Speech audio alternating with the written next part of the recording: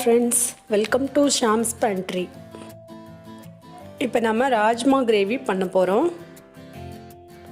இது சப்பாத்திக்கு ரொம்ப டேஸ்ட்டாக இருக்கும். இது ரொம்ப ஹெல்த்தியும் கூட. வாங்க இது எப்படி செய்கிறதுன்னு பார்க்கலாம். இது ஒரு சப்ஸ்கிரைபர் ரிக்வெஸ்ட் பண்ணியிருந்தாங்க, ஸோ அதனால போடுறோம்.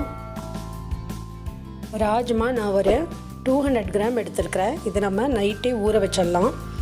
ஒரு 8 ஹவர்ஸ் ஊறினா கூட போதும் உங்களுக்கு. ஆனால் நான் நைட்டே ஊற வைக்கிறேன். பாருங்கள், ராஜ்மா நல்லா ஊறிடுச்சு. இப்போ இதை நம்ம நல்லா க்ளீன் பண்ணியாச்சு. இதை நம்ம குக்கரில் ஒரு 6 விசில் வரைக்கும் நம்ம விட்டுக்கலாம். கிரேவி செய்கிறதுக்கு அப்போ தான் இந்த ராஜ்மா நல்லா பாயில் ஆகிருக்கும். ராஜ்மா நல்லா பாயில் ஆகி குக்கர்லேருந்து நம்ம எடுத்தாச்சு. பாருங்கள், நல்லா வெந்திருக்கு. ராஜ்மா நல்லா வெந்திருக்கு பாருங்கள். இந்த ஸ்டேஜில் நம்ம இறக்கி வச்சுருக்கோம்.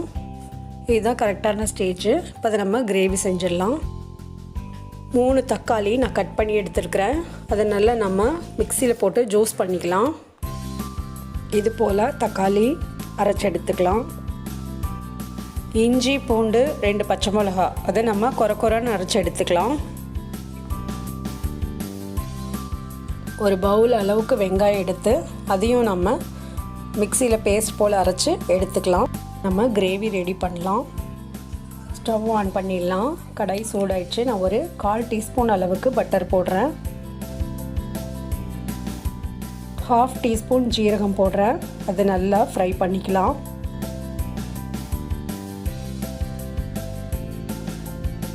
இந்த ஸ்டேஜில் நம்ம பச்சை மிளகாய், இஞ்சி பூண்டு கொரன்னு அடித்த பேஸ்ட்டை இதில் நம்ம போட்டு நல்லா வதக்கிக்கலாம். நெக்ஸ்ட்டு வெங்காய பேஸ்ட்டை அது கூட ஆட் பண்ணிடலாம். அதையும் நல்லா வதக்கிக்கலாம். இப்போ இது நல்லா வதங்கிடுச்சு. இந்த ஸ்டேஜில் நம்ம மசாலெல்லாம் ஆட் பண்ணிடலாம்.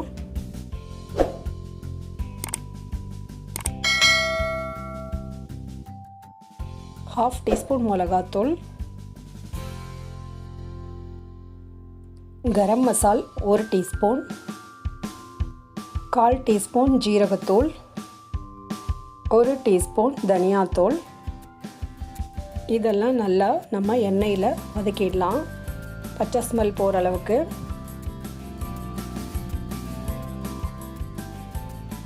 இப்போ இது நல்லா ஆயிலில் நல்லா ஃப்ரை ஆகிடுச்சு. இது நல்லா நம்ம வதக்கியாச்சு. இந்த ஸ்டேஜில் தக்காளி பேஸ்ட்டை நம்ம சேர்த்துடலாம். இதை நம்ம நல்லா வதக்கிக்கலாம். தக்காளி நல்லா ட்ரை ஆகிற அளவுக்கு நல்லா வதக்கிக்கலாம்.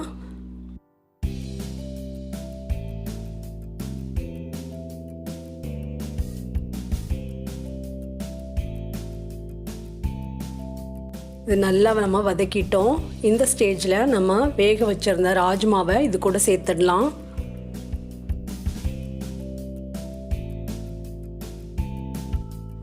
நல்லா நம்ம மிக்ஸ் பண்ணி விட்டுக்கலாம்.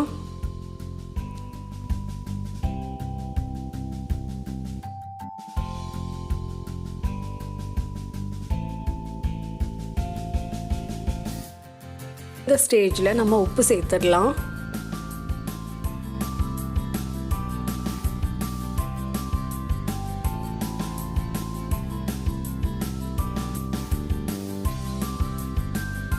இப்போ இது நல்லா கொதிக்கட்டும்.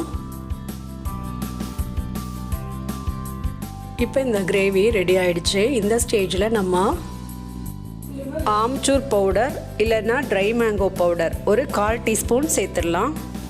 நல்லா மிக்ஸ் பண்ணி விட்டுக்கலாம். இப்போ அது அந்த பவுடர் நல்லா மிக்ஸ் ஆகி ஒரு கொதி வரட்டும். இப்போ இது ரெடி ஆகிடுச்சு. இதை நம்ம ஒரு பவுலுக்கு மாற்றிடலாம். இதில் நம்ம கொத்தமல்லி தூவிடலாம். இப்போ இது ரெடி ஆகிடுச்சு. இது நார்த் இந்தியன் ஸ்டைலில் ராஜ்மா கிரேவி ரெடியாக இருக்குது. இது நம்ம சப்பாத்தி, புல்கா, பூரி இது எல்லாத்துக்கும் இது ரொம்ப டேஸ்ட்டாக இருக்கும். நீங்களும் இது உங்கள் வீட்டில் ட்ரை பண்ணி பாருங்கள். உங்களுக்கு பிடிச்சிருந்தா இது கமெண்ட் செக்ஷனில் கமெண்ட் பண்ணுங்கள். நெக்ஸ்ட் வீடியோவில் பார்க்கலாம்.